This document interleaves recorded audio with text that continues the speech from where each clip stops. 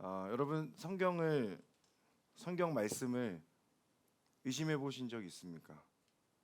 성경의 말씀을 읽다가 성경 말씀이 도대체가 믿어지지 않았던 그 순간, 성경책이 두껍지 않습니까? 그 두꺼운 성경책 안에는 그만큼의 많은 이야기가 담겨 있죠. 그러나 요한복음의 마지막 절 말씀 21장 25절의 말씀은 이렇게 기록되어 있습니다. 이 밖에도 예수께서 행하신 다른 일들이 많이 있으나 그 모든 것을 낱낱이 다 기록한다면 이 세상이라도 그 기록한 책들을 다 담아두지 못할 것입니다. 아멘.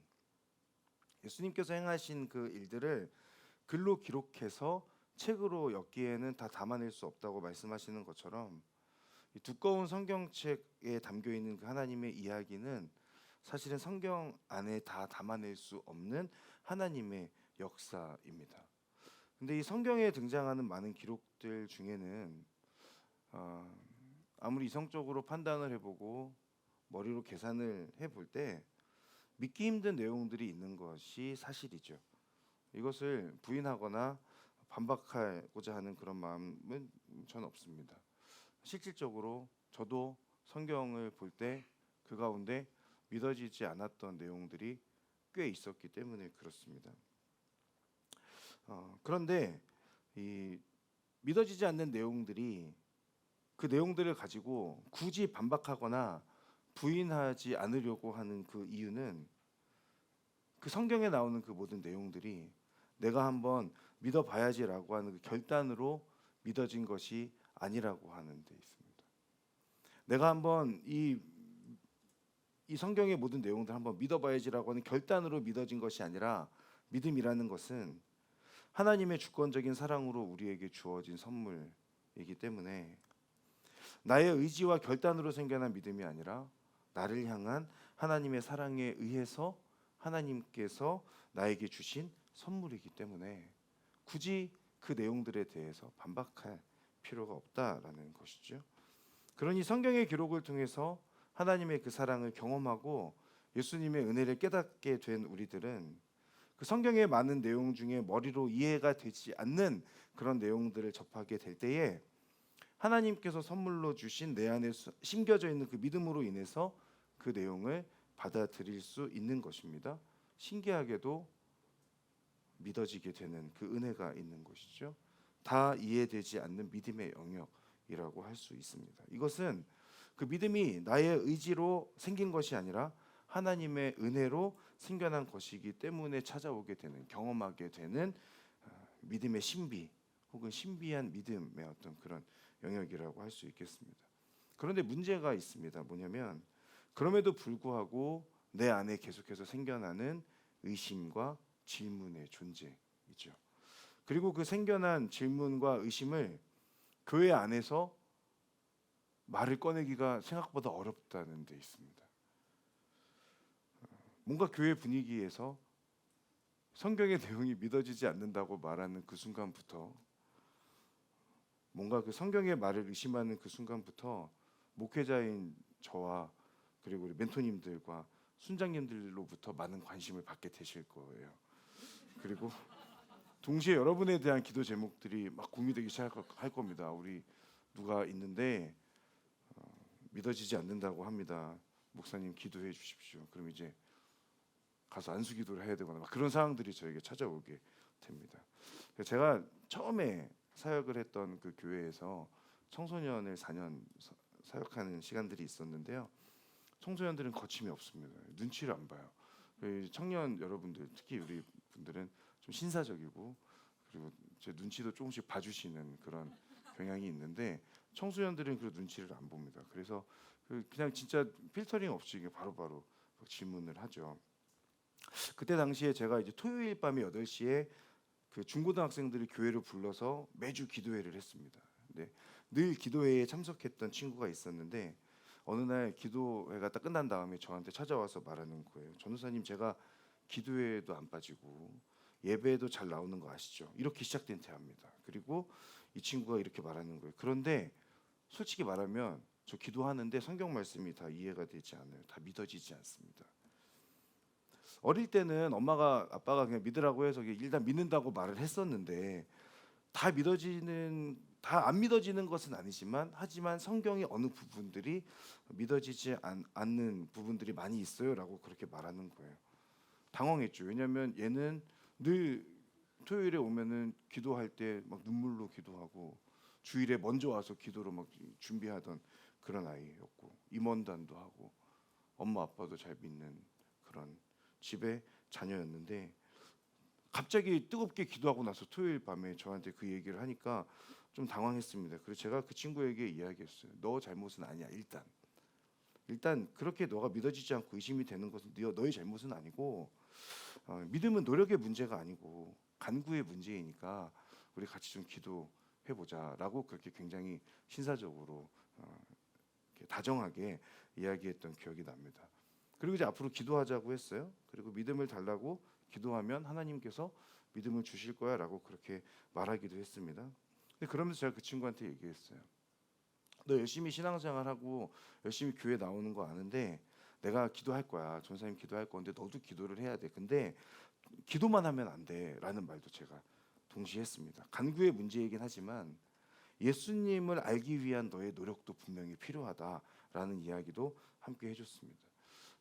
미국의 칼빈 대학교, 칼빈 신학교에서 철학 신학을 가르치는 그 강영한 교수님이라고 있습니다. 생각보다 여러분 잘 모르실 텐데 굉장히 유명한 분인데 그분이 믿는다는 것이라고 하는 그 책에서 이렇게 얘기했어요. 믿음이란 것은 하나님의 주권적 사랑으로 우리에게 주어지는 선물이면서 동시에 예수를 만나 그분을 알고자 찾아 나서는 열망의 결과이다라고 그렇게 이야기했습니다.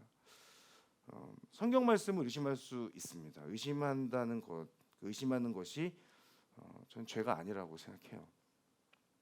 의심이라는 표현이 너무 부정적일 수 있는데 궁금함이라고 표현해도 괜찮을 것 같은데요. 믿지 않기 위한 몸부림에서 생겨나는 궁금증은 하나님께서 기뻐하시지 않는 죄의 모습일 수 있습니다.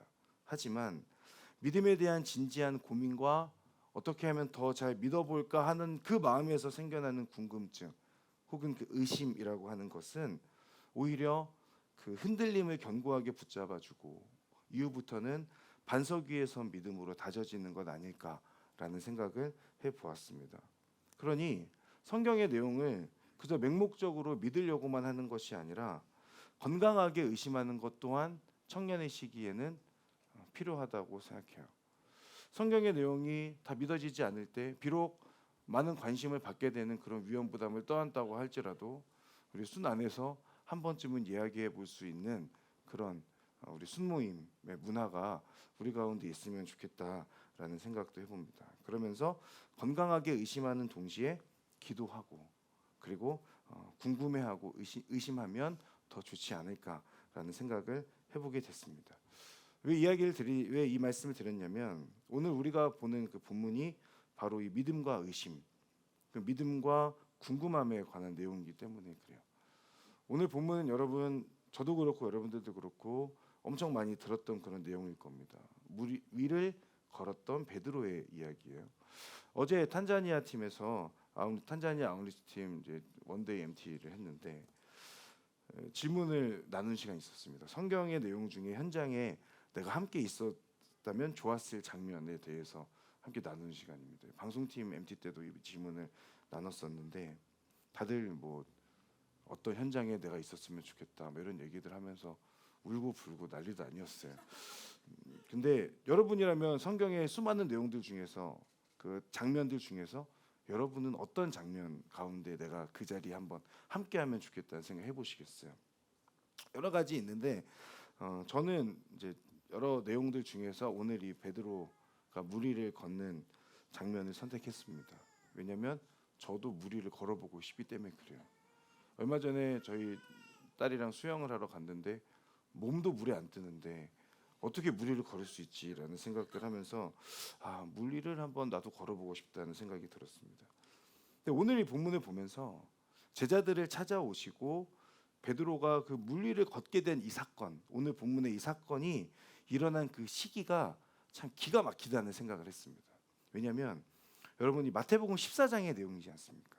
마태복음 14장은 크게 세 가지의 내용이 나와요. 첫 번째 나오는 내용은 세례 요한이 살해당하는 장면입니다. 그 장면 바로 다음에 나오는 내용은 우리가 너무나도 잘 알고 있는 오병이어 장면. 어제 탄자니아 팀에서도 그 오병이어 사건 계속 얘기 나왔어요. 물고기가 어떻게 계속 생겨났을까? 뭐 바구니 안에 있어 계속 난 걸까? 아니면 물고기가 계속 생겨난 걸까? 뭐 여러 이야기를 했었는데 그 오병이어 장면이 바로 다음에 나오고 그 다음에 나오는 내용이 오늘 우리가 보는 베드로가 무리를 걷는 그 장면이기 때문에 그렇죠. 여러분 세례 요한이 살해당했다는 그 소식은요. 생각보다 제자들에게 굉장한 충격을 줬을 가능성이 높아요. 왜냐하면 이 세례 요한은 늘 당당하게 예수님의 오심을 이야기했던 사람이었고, 그랬던 사람이 갑자기 죽임을 당했다. 그 내용을 예수님이 듣게 됐죠. 예수님만 듣게 된 것이 아니라 사실은 예수님과 함께했던 제자들도 그 상황 가운데 듣게 됐을 겁니다. 그리고 이 소식은 제자들에게 세례 요한의 그 죽음으로 인하여서 그들 마음 가운데 슬픔을 갖게 만들었겠죠. 그리고 하나님께서 쓰시던 세례 요한이 죽었다고? 어떻게 그럴 수 있지라고 하는 그 놀라움의 경험도 마음도 있었을 것이고, 세례 요한도 죽는데 그러면 세례 요한이 예언했던 예수님은 어떤 분이지? 라고 하는 것에 대한 의심까지도 찾아오게 만들었을 수 있습니다. 근데 그런 상황 가운데에서 예수님께서 행하신 것이 빵 5개와 물고기 2마리로 남자만 5,000명이나 되는 그 사람을 먹이신 사건인 거죠. 이것은 세례 요한의 그 죽음 소식을 들은 제자들이 슬픔과 놀라움과 의심을 겪고 있을 때 그 슬픔을 기쁨으로 바꿔주신 사건이고, 놀라움을 또 다른 의미의 놀라움으로 경험하게 해주신 사건이고, 의심을 확신으로 바꾸어 주신 그런 행동이었던 거죠. 예수님께서 메시아이심을 분명하게 드러내시는 그 기적을 베푸신 것입니다.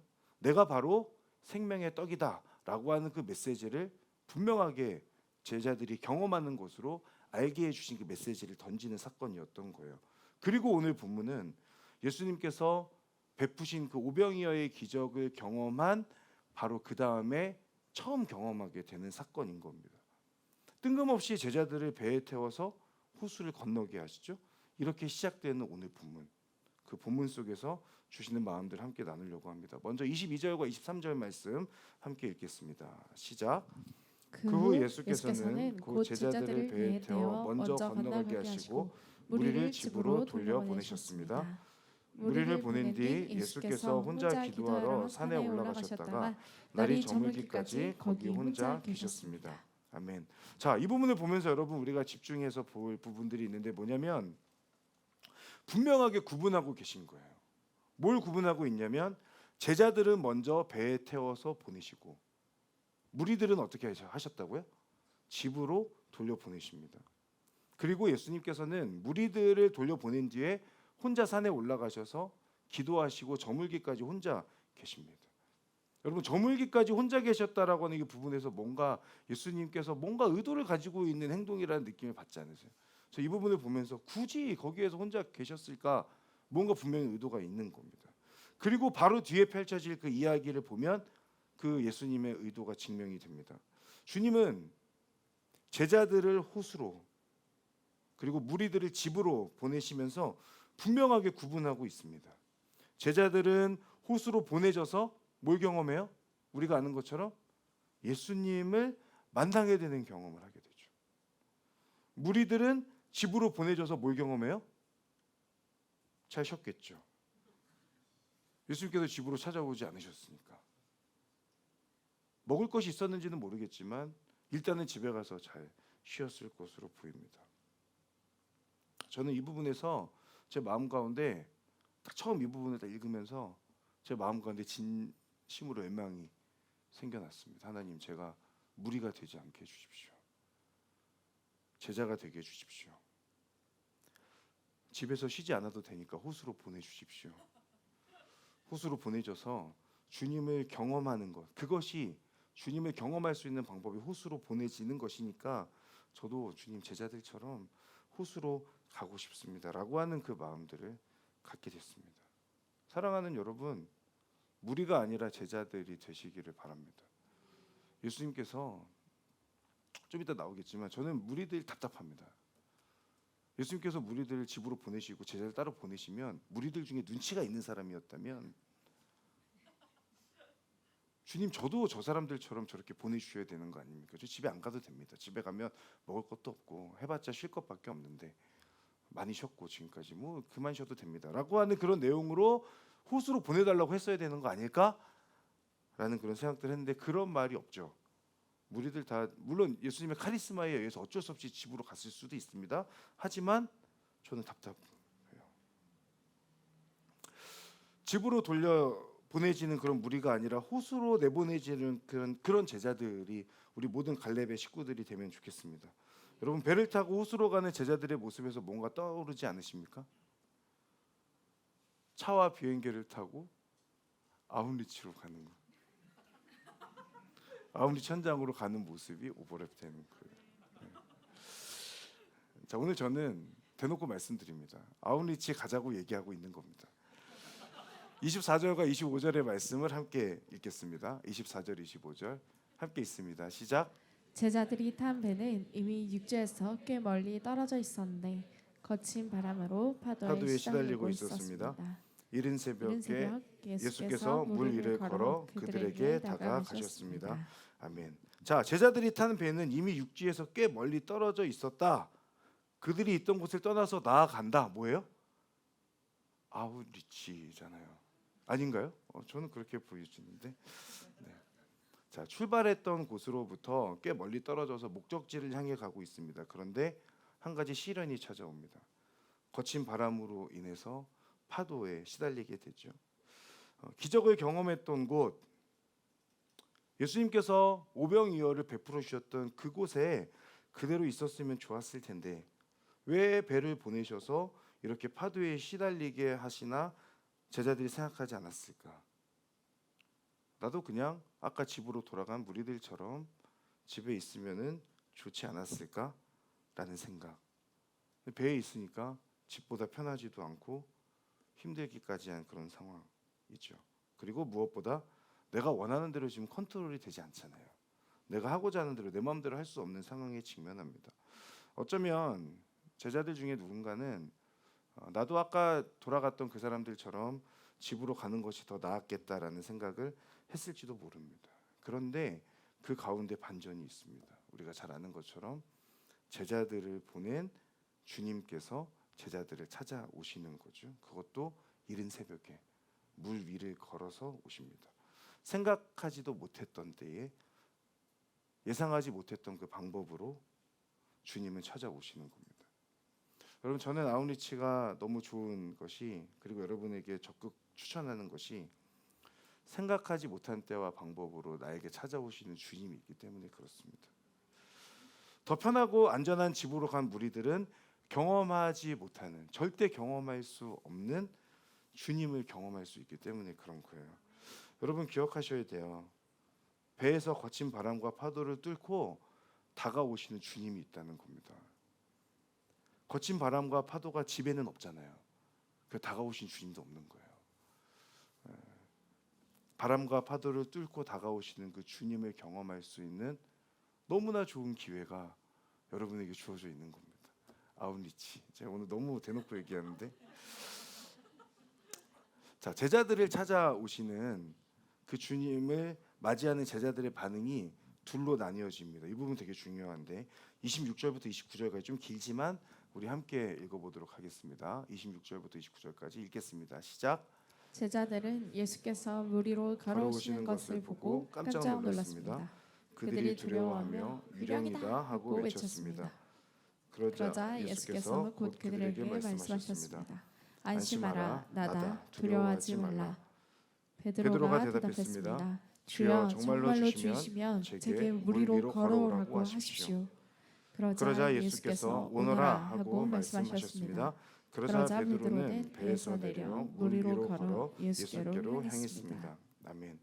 자, 물 위로 걸어오시는 주님을 보면서 깜짝 놀라는 반응까지는 그 배에 있었던 제자들이 다 동일했습니다. 다 놀랐어요. 하지만 그 놀라는 상황 가운데 반응은 달랐습니다. 누군가는 아까 전사님처럼 유령이다라고 외치는 그런 사람이 제자들이 있고, 누군가는 주님이시라면 물 위를 걸어오라고 말씀하십시오라고 그렇게 고백하는 제자가 있었다는 거예요. 파도 위를 걸어서 다가오시는 주님을 보고 동일하게 놀라고 두려워하고 있지만 유령이다라고 외치는 그 제자들에게 우리 주님께서 하신 말씀은 안심해라, 나다, 두려워하지 말라라고 하는 말씀이었고, 정말로 주시면 제게 물 위를 걸어오라고 하십시오 말하는 제자 베드로에게는 오너라 말씀하신 겁니다. 여러분이 베드로가 말하고 있는 부분을 조금 더 묵상해 본다면 저는 이 부분이 이렇게 읽혔어요. 정말로 주시면 제게 물 위를 걸어오라고 하십시오라고 하는 이 부분이 정말로 주시면 제게 물 위를 걸어오라고 한번 해보십시오라고 하는 것처럼 들렸어요. 이 말은 뭐냐면 베드로는 지금 분명한 확신으로 자기가 물 위를 걸을 수 있다는 것으로 이야기하는 것이 아니라는 거죠. 지금 베드로가 이야기하고 있는 이 예수님께 향하는 이 말은 주님이신 것도 확신에 차서 말하지 못하고 있는 상황, 자신이 물 위를 걸을 수 있을 거라고 하는 진짜 100% 확신을 가지고 이야기하는 것이 아니라는 데 있습니다. 저는 이 부분을 보면서 우리 주님이 정말 너무 인격적인 분이구나라는 생각을 하게 됐어요. 제가 만약 예수님의 입장이에요. 혹은 예수님이라면 유령이라고 외치는 제자들에 가서 너 지금 나한테 유령이라 그랬니? 라고 하면서 뭐라고 했을 것 같거든요. 그런데 예수님은 친절하게 안심해, 나니까 두려워하지 마라고 말씀하시잖아요. 예수님 너무 좋은 분이죠. 근데 거기까지입니다. 제자들과 베드로를 대하시는 것이 다른 거예요. 무슨 말이냐? 여러분, 안심해라, 나다, 두려워하지 말라 말씀하시는 그 주님의 음성으로 여러분 만족하세요? 그것으로 만족하실 수 있으세요? 누군가는 저기에서 물 위를 걷겠다고 저러고 나대고 있는데 나는 그냥 주님께서 괜찮아, 안심해, 이 정도로 그냥 여러분 딱 만족하시는 걸, 그 정도로 만족하시겠냐는 거예요. 아니면 100% 확신은 아니라고 할지라도 주님처럼 저도 물 위를 걸어보고 싶다는 그 마음으로 주님, 물 위를 걸어오라고 저에게 말씀해 주십시오라고 그렇게 외쳐보시겠습니까? 여러분, 하나님 신뢰하고 믿는 우리들이지 않습니까? 그렇다면 주님으로부터 안심하라고 하는 그 말을 듣는 것보다 물 위를 걸어오라고, 오너라라고 하는 그 말을 듣고자 하는 그 욕심이 적어도 우리에게 있어야 되는 거 아닙니까? 답답해요, 저는. 이런 욕심이 왜 없을까? 다른 데는 욕심을 내는데 이런 데는 욕심이 없는 우리들의 모습 가운데에서 한편으로는 너무 아쉬운 마음들이 많이 있습니다. 그 정도 욕심도 없이 신앙생활하는 거 너무 편하게 신앙생활하고 있는 거 아닙니까? 언제까지 안심해라, 두려워하지 말아라, 내가 바로 예수다, 내가 너를 사랑한다, 너의 어떤 모습이라도 내가 다 품을 수 있고 내가 너를 다 사랑한다라고 말씀하시는 그 주님의 음성 앞에 만족하고 위로받고 조금 자존감이 이렇게 높아져서 예배당 문을 나가서 신앙생활하는 그 모습으로 계시겠습니까? 여러분, 저는 오늘 진심으로 여러분 앞에 진심으로 도전합니다. 여러분, 지금에 만족하시면 안 됩니다. 그리고 예수님께서 찾아오셔서 안심해라 라고 하시는 그 장면, 그 말씀 앞에 스스로 그냥 주님, 제가 이런 존재군요, 감사합니다 라는 것으로 끝내면 안 되신다는 거예요. 그것이 아니라 주님을 향하여서 당당하게 요구하실 수 있어야 되는 거예요. 주님, 물 위를 걸어오라고 말씀해 주십시오. 그리고 그 가운데에 오너라 말씀하시는 그 주님의 음성 앞에 나를 던질 수 있는 그런 저와 여러분들 되기를 주님의 이름으로 축복합니다. 오라고 하시는 주님의 그 콜링 가운데 말도 안 되는 일이 벌어지죠. 29절과 30절 말씀도 한번 같이 읽겠습니다. 시작. 그러자 예수께서 오너라 하고 말씀하셨습니다. 그러자 베드로는 배에서 내려 물 위로 걸어 예수께로 향했습니다. 그러나 베드로는 바람을 보자 겁이 났습니다. 그러자 바로 물속으로 가라앉기 시작했고 베드로가 소리쳤습니다. 주여 살려주십시오. 아멘. 자, 물 위를 걷는 베드로의 모습을 봅니다. 저는 이 부분에서 진짜 놀랍게 여겼던 것이, 생각하게 됐던 것이 뭐냐면 물 위를 걷는 베드로의 모습, 그 물 위를 걷는 베드로의 모습이 아닙니다. 제가 진짜 놀랍게 여겼던 건 뭐냐면 배 밖으로 발을 내딛는 그 순간의 베드로의 모습이에요. 자, 생각해 보세요. 배가 물 위에 떠 있지 않습니까? 그러면 그 말은 배에서 내려가야 물 위를 걸을 수 있다는 거잖아요. 그렇죠? 배가 어느 정도인지는 모르겠지만 배의 이 맨 위랑 물의 높이가 같진 않을 거 아닙니까? 그러니까 이만큼이 이렇게 떠 있을 거 아니에요. 물은 배보다 한참 아래에 있었을 건데 배에서 내려서 물 위로 발을 내딛는 것은 여러분 생각보다 결코 쉬운 일이 아니에요. 차라리 배가 이렇게 있고 물이 여기 비슷한 위치에 있으면 한 발짝쯤 내볼 수는 있겠죠. 그러면 빠지네 하면 다시 넣으면 되니까. 근데 지금 그게 아니고 배는 이만큼 있고 물은 저 밑에 있는데 발을 완전히 내딛어야만 물 위를 걸을 수 있는 것을 지금 이야기하고 있는 거예요. 그래서 이 부분을 상상해 보다가 이 물 위를 걷는 것도 놀랍긴 한데 그것보다 이 발을 내딛는 순간이 진짜 이 놀라운 순간이구나라는 생각을 하게 됐어요. 그리고 그 발을 내딛어서 가면 그 다음부터 걷는 거는 그렇게 큰 문제가 아닌 거거든요. 발을 내딛는 것이 어려운 거죠. 지금 베드로는 믿음으로 도전하고 있는 거예요. 발을 내딛는 용기, 저와 여러분들에게도 있으면 좋겠습니다. 물 위로 발을 내딛는 것이 어려운 거예요. 믿음으로 용기, 그 믿음으로 용기로 물 위에 발을 내딛으면 물 위를 걷는 것은 생각보다는 쉬울 수 있죠. 그 내딛는 그 순간 자체가 어려운 겁니다. 오늘 선교사님들께서 함께 예배를 드리시고 계십니다. 저는 개인적으로 아직 교제하지 못해 잘 모르지만 저는 선교사님들 너무너무 존경합니다. 저는 한국에서 이렇게 저도 편하진 않습니다. 하지만 어쨌든 목회를 하고 있지만 선교하러 나가시기까지 엄청 고민하셨겠죠. 결단하시기까지 기도 많이 하시지 않았을까. 그러나 선교지로 나가게 되는 그 순간부터는 죄송합니다. 제가 잘 모르고 말씀드려 죄송한데 고민하지 않으셨을 것 같아요. 이제 그때부터는 선교지에서 믿음으로 걸어가는 것이 남아있는 거죠. 저는 이 베드로가 배에서 발을 내딛어서 물 위를 걷게 되는 그 장면들을 보면서 그럼 왜 이 베드로는 물 위를 걸을 수 있었을까라는 생각을 해보면서 세 가지 정도를 정리해봤습니다. 먼저는 주님의 콜링이죠. 오너라 라고 말씀하시는 그 주님의 음성 앞에 가는 겁니다. 고민하지 않아요. 여러분 제가 우리 우순이 순에서 기도 제목들을 이제 보면요, 아웃리치를 고민하고 있다는 분들 기도 제목이 매주 계속 있어요. 그분 언제 결정하는 거지? 라는 궁금증이 제 안에 생각이 생겨나는데 아웃리치를 고민하고 있는 분들 있잖아요. 주님께서 이미 오너라 말씀하신 거예요. 고민도 안 되는 분들은 전 잘 모르겠어요. 집으로 돌아가셨을 수 있어요 이미. 그러나 조금이라도 고민하고 있는 것 그 자체가 주님으로부터 찾아오는 콜링이라고 하는 것을 여러분 기억하셔야 돼요. 고민하는 그 순간 고민도 안 되게 하세요.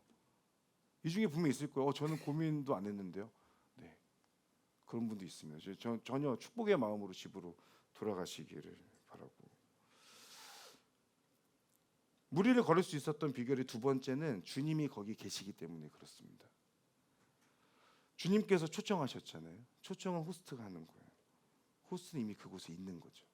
주님은 저 멀리 육지에서 야 물 위로 한번 걸어와봐 라고 말씀하신 것이 아니라 주님도 물 위에 서신 채로 배에 있는 베드로를 초청하신 것이죠.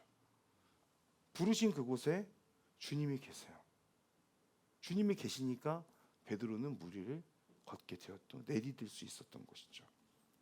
세 번째는 베드로는 물이 아니라 주님을 봤습니다. 배에서 내려가는 그 순간 걱정과 두려움과 고민과 생각과 판단 등보다 집중했던 것은 주님이었죠. 잘 보시면 베드로가 물에 빠지는 부분들을 보면요, 바람을 보고라고 돼 있어요. 바람을 어떻게 봐요? 바람을 보고라고 하는 그 표현에는 이미 예수님께 향해 있던 그 시선을 뺏겼다는 것을 의미하는 거예요. 바람은 보는 것이 아니잖아요. 느끼는 거죠. 바람을 봤다는 것은 바람이 피부로 느껴졌다는 것이고, 봤다는 것은 주님으로부터 향했던 그 시선이 파도가 일렁이는 그 모습 속에서 그 파도를 보게 되었던, 주님이 아니라 사람을 보게 되는 거죠. 주님이 아니라 상황을 보게 되는 겁니다. 하나님께 집중하는 것이 아니라 내 생각에 집중하게 되는 거예요. 그러면 무리를 걸을 수 없다는 것을 오늘 베드로를 통해서 우리는 배웁니다. 시선을 주님께 향하는 것, 그것이 필요한 겁니다. 사랑하는 여러분, 올여름 아웃리치의 자리로 부르시는 그 주님의 그 콜링 앞에 응답하실 수 있는 여러분들 되시기를 바라요. 여러분, 그곳에 주님이 계세요. 주님이 여러분들을 부르고 계세요. 그러니 여러분, 주님을 보십시오. 바람이 아니라 주님을 보면 고민이 끝납니다. 아웃리치에 대한 걱정이 떠나가게 되는 거죠. 상황들을 보지 마십시오. 그리고 사람을 보지 마십시오. 제가 보니까 아웃리치에 누가 있는지를 좀 이렇게 보시는 분들이 있으세요. 아, 저 사람이 있으면 내가 갈까? 아니면 안 갈까? 이런 하지 마세요. 그것은 바람과 같은 거예요. 바람. 주님을 보셔야 됩니다. 자, 무리를 걷던 베드로가 바람을 보고 겁이 나서 물에 빠져 들어가죠. 그리고 주님께 외칩니다. 주님, 살려주십시오라고 외쳐요. 그런데 주님이 외면하지 않으시고 잡아주신다는 거 참 놀랍죠. 31절 32절도 함께 읽어보겠습니다. 시작. 예수께서 곧 손을 내밀어 그를 붙잡으시며 말씀하셨습니다. 믿음이 적은 사람아, 왜 의심했느냐? 그리고 그들이 함께 배에 오르자 바람이 잔잔해졌습니다. 아멘. 사랑하는 여러분, 우리가 믿음의 도전을 할 수 있는 이유가 무엇입니까? 배에서 떠나서 발을 바다 가운데로, 호수 가운데로 내디딜 수 있는 이유가 무엇입니까? 거기 주님이 계시기 때문에 그런 거죠. 거기 서서 그냥 가만히 서 계신 게 아니라 혹여나 우리가 빠질 것 같으면 손 내밀어서 잡아주시려고 거기 계신 거예요. 이것이 주님께서 제자들을 호수로 보내신, 배를 태워 호수로 보내신 이유입니다. 오병이어의 기적을 경험하는 것에 만족하는 것이 아니라 거친 바람과 파도도 만나고 그 가운데 주님을 향하여서 부르짖어 보기도 하고 조금은 빠져보기도 하고, 그러나 그 가운데 붙잡아 주시는 주님의 그 손길을 맞잡아 보는 그 경험을 하게 하시기 위해서 사실 그 가운데 불러주신 거예요. 저는 유령이다라고 말하는 그런 제자들의 모습 속에서는 너무너무 안타까워요. 왜냐하면 베드로가 그렇게 무리를 걷게 해달라고 할 때 손 한번 들었으면, 저도 소심하게라도 한번 이렇게 들었으면 그 무리를 걸을 수 있는 그 엄청난 기적의 현장의 주인공이 될 수 있었잖아요. 그런데 그걸 못하고 옆에서 지켜만 보고 있는. 그리고 베드로가 이제 무리를 걷고 예수님과 함께 배에 오르면 제자들이 어땠을까요? 대단하다, 박수 쳤겠지. 그 왜 박수를 받을 수는 없었을까? 이런 생각들을 해봅니다. 집으로 돌아간 무리들은 절대 경험하지 못해서 놀라운 경험입니다. 그래서 아까 제가 말씀드린 겁니다. 예수님께서 무리들에게 집으로 돌아가라고 말씀하실 때 무리들 중에 누군가는 저도 저 배 타고 호수로 가고 싶은데요 라고 그렇게 외쳤다면 주님께서 배 태워주셨겠죠. 너는 제자가 아니니까 안 태워, 그러지 않으셨을 겁니다. 그러면 그 사람의 인생이 달라지고 믿음의 분량이, 믿음의 정도가 달라졌겠죠. 여러분, 아웃리치 가지 마시고 집에 계십시오. 카운트다운도 가지 마시고 집에서 쉬십시오. 이러면 아니라고 하셔야 되는데 아무도 아니라고 하시지 않고. 네, 우리 마지막으로 33절 34절 함께 읽겠습니다. 시작. 그때 배에 있던 사람들이 예수께 경배드리며 말했습니다. 참으로 하나님의 아들이십니다. 그들이 호수를 건너 게네사렛 땅에 이르렀습니다. 아멘. 자, 손을 잡아주시고 함께 배에 오르자 바람이 잔잔해졌어요. 그때 배에 있던 사람들은 예수님께 경배드리게 되죠. 그리고 고백합니다. 참으로 하나님의 아들이십니다. 여러분, 참으로 하나님의 아들이시다라고 고백하게 만든 사람이 누구예요? 베드로죠. 무리를 걷는 베드로를 보고 예수님과 함께 배에 다시 타는 그 베드로를 보면서 이 사람들은 하나님께 경배드린다고 되어 있지만 박수치며 경배할 수 있는 거니까, 그러면서 참으로 하나님의 아들이십니다라고 그렇게 외치고 있는 거죠. 제자들은 말로 하고 있다면 베드로는 직접 예수님이 하나님의 아들이시라는 것을 경험한 거예요. 무리들에서 제자들 중에서도 베드로. 지금 분명히 다른 이야기를 점점 좁혀지는 그런 이야기를 말씀하고 계십니다.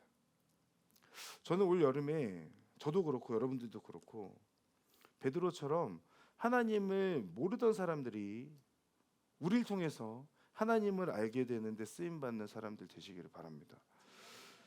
그 열망을 품으셔야 됩니다. 저는 못하는데요. 그게 아니라 주님 앞에 외치고 주님 앞에 나아가면 할 수 있어요. 내가 하는 것이 아니라 하나님께서 하시는 것이기 때문에 그렇죠. 여러분 지금 이 다이나믹했던 이 밤이 이제 지나고 목적지인 게네사렛 땅에 도착합니다.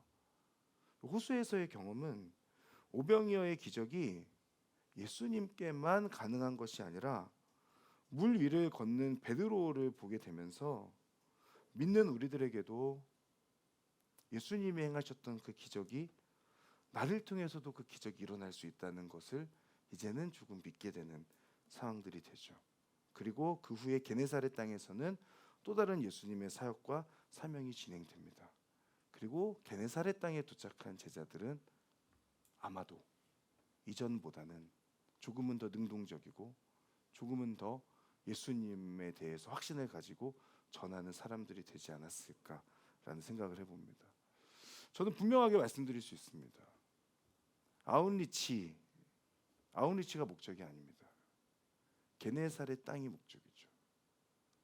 호수를 떠나서 가게 된 것은 배에서 경험하는 예수님이 전부가 아니라 그 다음에 게네사렛 땅에 도착해서 그 이후부터 펼쳐지는 예수님과 함께하는 그 동역의 여정이 진짜 건너편으로 보내시는 예수님의 뜻이라고 하는 데 있습니다. 그곳에서 제자들은 예수님께 온전히 붙들린 그리고 예수님과 함께 동역자로 쓰임받게 되는 놀라운 경험들을 하게 되는 것이죠. 사랑하는 여러분, 저 오늘 말씀을 준비하면서 하나님 앞에 하나님 저도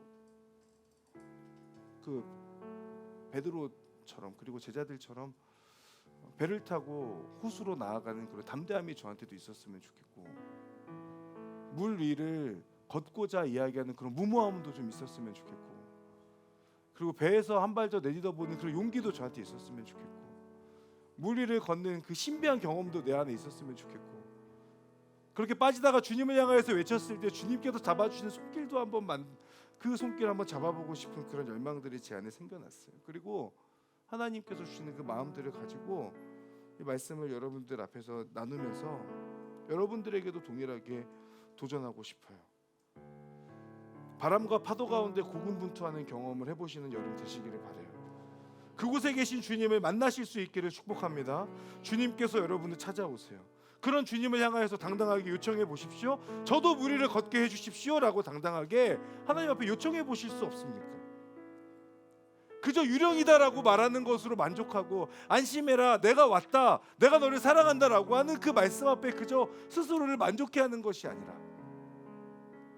그 만족을 떠나서 이제는 물 위로 한 발 더 내디딜 수 있는 그런 용기가 우리 가운데 있어서 그 경험을 통해 그 용기를 통해서 예수님께서 나를 어떻게 인도하시는지 나를 통해서 예수님께서 어떻게 역사하시는지 나 같은 사람도 예수님께 이렇게 쓰임받을 수 있구나라는 것을 경험하실 수 있는 그런 여러분들이 되시기를 바랍니다. 그 가운데 주님께서 여러분 손 잡아주실 거예요. 혹여나 내가 아우리치 가서 여러분 어떤 분들이 그런 말씀하세요. 아우리치 가면 관계가 힘들고 내가 마음대로 할 수 없어서 너무 힘들고 귀찮고 덥고 그런 말씀하시는 분들이 있는데 그 가운데 그 경험들이 예수님의 손을 붙잡는 경험이 될 것입니다. 저는 확신합니다. 여러분 그 믿음으로 나아가실 수 있기를 바랍니다. 그리고 8월 말에 각자 가지고 온 그 아우리치 현장에서의 그 은혜들을 함께 우리가 나눌 수 있으면 어떨까라는 생각을 합니다. 전 이제 아우리치에 가자는 얘기를 오늘로 마무리할 겁니다. 제가 한 2달 동안 해왔는데 호수로 떠날 생각을 하니까 너무 가슴이 뜁니다. 진심으로. 여러분들도 심장이 뛰고 계세요?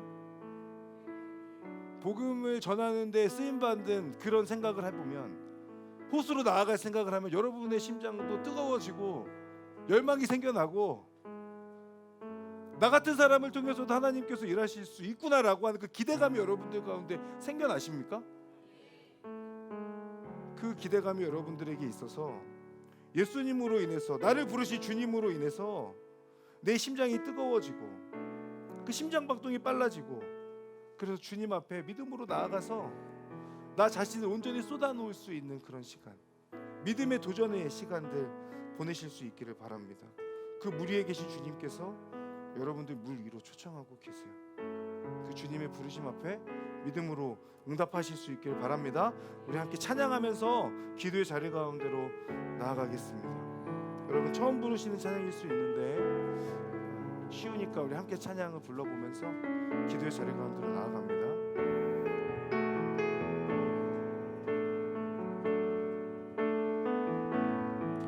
주님 나를 부르시니 두려움 없이 배서 나아가리라. 주님 나를 부르시니 주님 내게 오라시니 주님 보고 계시기에 주님 보고 계시기에 의심치 않고 바다를 걸어가리라.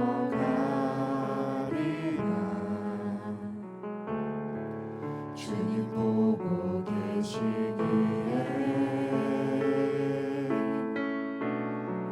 주님 여기 계시기에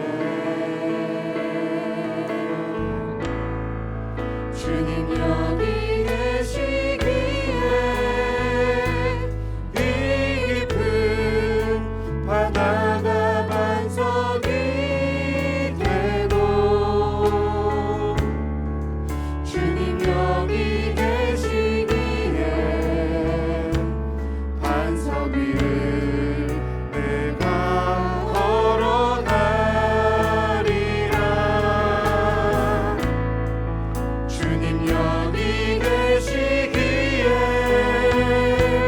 저거친 파도가 반석이 되고 주님 여기 계시기에 반석 위를 내가 걷습니다. 주님 나를 부르시니 처음부터 한 번 더 고백합니다. 주님 나를 부르시니 두려움 없이 배에서 나아가리라. 주님 나를 부르시니 주님 내게 오라시니 주님 보고 계시기에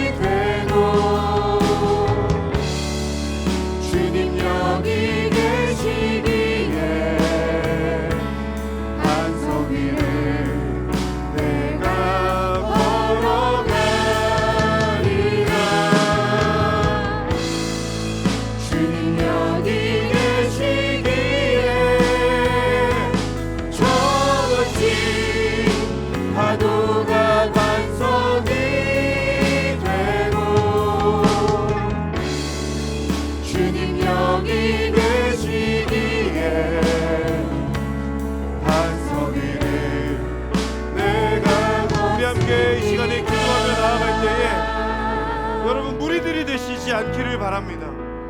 제자들 가운데 머물러 있지 않기를 바랍니다. 베드로처럼 주님을 향하여서 믿음으로 당당하게 외치며 요구할 수 있는 하나님의 사람들 되시기를 주님의 이름으로 축복합니다. 여러분 이 시간에 함께 기도하며 나아갈 때 하나님, 제가 무리 가운데 있지 않게 하여 주시옵소서. 하나님, 제가 제자들 가운데 있지만 그 제자들 가운데 있는 것으로 만족하지 않게 하여 주시옵소서. 베드로처럼 믿음에 도전을 할 수 있도록 하나님 저에게 담대함을 허락하여 주시옵소서. 하나님을 바라보는 그 믿음으로 나아가게 하여 주십시오. 그래서 하나님, 믿음으로 배에서 나아가 물 위를 걸어보고자 하는 그런 열망이 내 안에 있도록 하나님 인도하시고 역사하여 주시옵소서. 이 시간 이 부분 놓고 하나님 앞에 간구하며 믿음을 구하며 용기를 구하며 하나님 앞에 주여 한번 부르며 함께 기도하며 나아가겠습니다. 주여, 할렐루야. 하나님의 은혜 가운데 아버지를 바라보기를 소망합니다. 아버지 인도하여 주시옵소서. 아버지 역사하여 주시옵소서. 하나님의 은혜 가운데 아버지를 믿고 나아가게 하여 주시옵소서. 주님의 인도하심과 주님의 은혜와 주님의 역사하심 가운데 하나님 아버지 바라보는 믿음으로 나아가고 주여 인도하여 주시고 함께 하여 주시옵소서. 아버지 하나님, 내 안에 믿음이 도전이 필요합니다.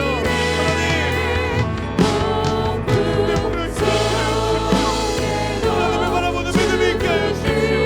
믿음으로 당당히 주님, 저도 우리를 걸을 수 있는 아버지 믿음을 허락하여 주시옵소서. 아버지 믿음의 도전이 내 안에 있도록 하나님 역사하시고 함께 하여 주시옵소서. 아버지 하나님, 그 모든 상황 가운데 말씀하시는 하나님을 붙들고 하나님을 바라보는 믿음으로 나아가게 하여 주십시오. 주님의 인도하심을 따라가게 하여 주시옵소서. 아버지 주님의 믿음으로 나아가게 하여 주시옵소서. 할렐루야. 하나님의 은혜를 감사합니다. 도와주십시오. 주님 바라보게 하여 주십시오. 주님 들어주십시오. 하나님의 믿음으로 나아가는 그 도전이 내 안에 충만케 하여 주시고 아버지를 바라보는 믿음을 인도하여 주셔서 하나님의 은혜 가운데 아버지를 바라볼 수 있도록 주여 인도하여 주시고 하여 주십시오. 주님을 바라보는 믿음으로 나아가게 하여 주십시오. 다시 한 번 더 하나님 앞에 기도하며 나아가기를 원합니다. 여러분, 물 위로 걸어가고자 하는 그 용기를 내서 걸어갈 때 베드로가 바라봤던 곳 주님입니다. 우리가 나아가는 그 목적은 오직 주님이 그곳에 계시기 때문입니다. 우리가 바라볼 분은 주님밖에 없는 겁니다. 여러분, 주님을 바라보고 가다가 바람이 나를 두렵게 만들 수 있죠. 그래서 또 좀 이렇게 물에 빠지면 어떻습니까? 주님이 손잡아 주시잖아요. 그것은 주님께서 용기 내는 그 발걸음 가운데, 그 마음 가운데 홀로 내버려 두시지 않으시고 주님도 그 물 위를 걸어오셔서 물 위에서 우리들을 부르신다라고 하는 그 사실, 그 가운데 주님께 손을 잡아 주십니다. 여러분, 이 시간에 함께 기도하며 나아갈 때 하나님, 다른 것 생각하지 않고 하나님만 생각하게 해주십시오. 주님만을 보게 해주십시오. 다른 곳에 내 마음을 빼앗기지 않게 하여 주십시오. 제 시선을 빼앗기지 않게 하여 주십시오. 오직 하나님만을, 주님만을 붙들고 주님만을 바라보면서 주님이 나의 온전한 이유가 될 수 있도록, 목적이 될 수 있도록 하나님 역사하시고 함께 하여 주시옵소서. 우리 함께 주여 한번 부르며 한번 하나님 앞에 기도하며 나아갑니다. 주여, 주님께서 나의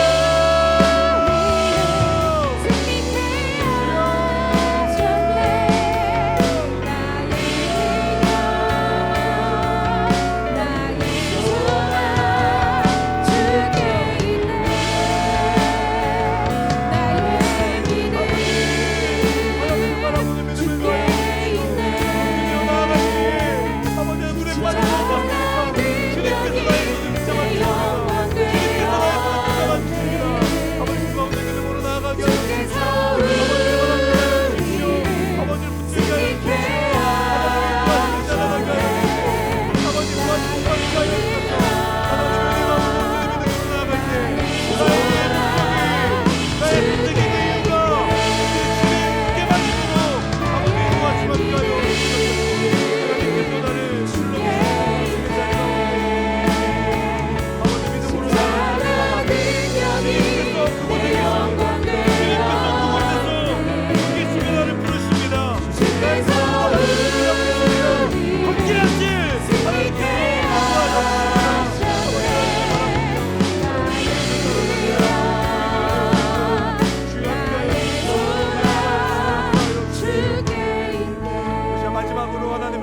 함께 기도할 때 올여름 우리 갈렙 공동체를 부르신 5군데의 아우니치 지역을 놓고 함께 기도합니다.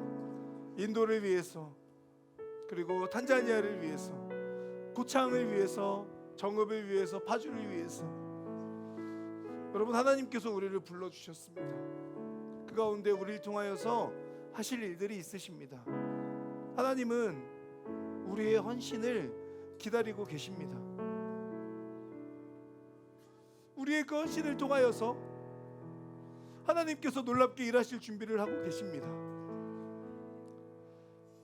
우리의 작은 순종은 결국은 날갯짓이 되어서 더 큰 하나님의 역사를 이루어낼 줄을 믿습니다.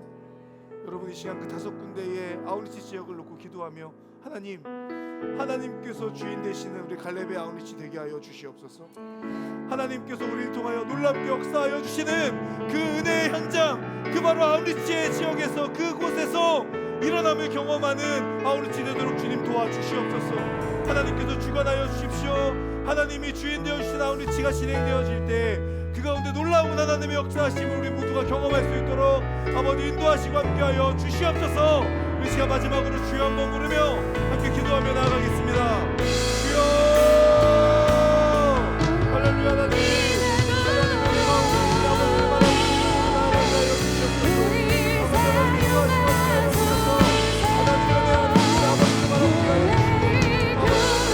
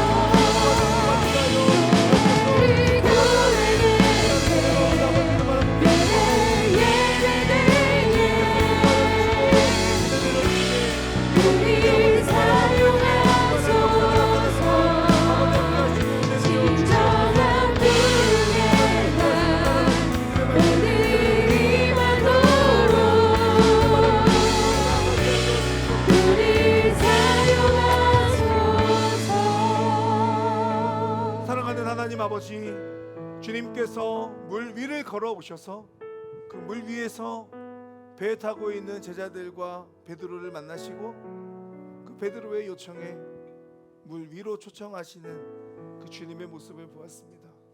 주님, 이 가운데 단 한 사람도 집으로 돌아간 무리들이 되지 않게 해주십시오.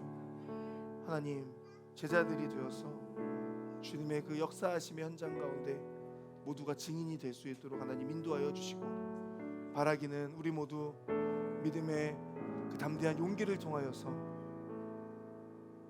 물 위를 걷게 되는 놀라운 기적을 경험했던 베드로처럼 우리들도 그 기적의 현장 속에서 온전히 주님과 함께하는 그런 저희들 될 수 있도록 은혜 내려 주시옵소서. 하나님, 그 도전 가운데 믿음이 부족할 수 있습니다. 바람 때문에, 파도 때문에, 여러 이유들 때문에 두려움이 찾아올 수 있습니다. 그러나 나의 손을 잡아주신 주님이 계시는 줄 믿습니다. 그 주님이 계시기에, 주님이 그곳에 계시기 때문에 우리가 부족한 믿음이지만 그 부족한 믿음으로 발을 내디딜 수 있는 줄을 기억하며 우리 모두 하나님의 그 부르심의 자리 가운데로 결단하며 나아갈 수 있는 그 우리 모든 갈렙의 시체들 될 수 있도록 하나님 인도하시고 함께하여 주시옵소서. 올여름 갈렙을 통하여 놀랍게 일하시고 역사하실 하나님의 이름을 찬양합니다. 감사드리며 예수님의 이름으로 기도합니다. 아멘. 우리 하나님께 박수로 영광 돌리겠습니다.